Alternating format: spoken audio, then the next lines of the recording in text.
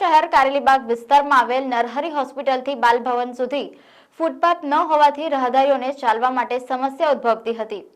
ત્યારે વડોદરા મહાનગરપાલિકા દ્વારા નરહરી હોસ્પિટલથી બાલભવન સુધી ફૂટપાથનું ₹34.6 લાખના ખર્ચે નવીન ફૂટપાથ પેવર બ્લોક નાખવાનું ખાતમુહૂર્ત મેયર પિંકીબેન સોનીના હસ્તે કરવામાં આવ્યું હતું।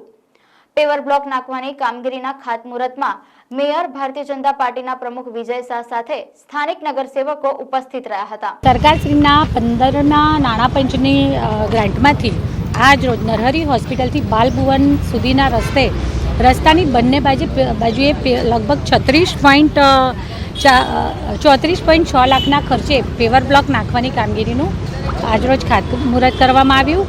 આ બાલભવનથી લઈ અને નરહરી સુધી હોસ્પિટલ સુધીનો જે રસ્તો છે સતત ઉપયોગમાં લેવાતો રસ્તો છે, જેમાં બંને બાજુ ફૂટપાથ બનવાથી ચાલીને જતા રાહદારીઓ માટે અવરજવર માટે સરળતા રહેશે। વડોદરાના રાવપુરા વિધાનસભાના વોર્ડ નંબર 3માં નરહરી હોસ્પિટલ લઈને બાલભવન સુધીના રસ્તા પર રોડની બંને બાજુ 1.5 મીટર પહોળાઈમાં વાઇબ્રોબ્લાસ્ટ પેવર બ્લોકથી આજે ફૂટપાથનું કામનું ખાતમુહૂર્ત કરવામાં આવ્યું છે। કામગીરીની નાણાકીય મર્યાદા 34 લાખ રૂપિયા છે।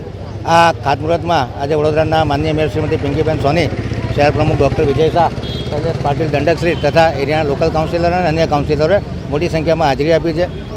આ વોલ ટુ વોલ રોડ અને જે પેવર બ્લોકની કામગીરી છે એનાથી વડોદરાની એર એમ્બિયન્ટ ક્વોલિટી નાણાં પંચની ગ્રાન્ટમાંથી આ રોડનું કામગીરી કરવામાં આવી છે, જેને કરીને ડસ્ટિંગ ઓછું થશે, નાગરિકોને ચાલવા માટેની ફ્રી જગ્યા મળશે અને એરિયાની સુંદરતામાં પણ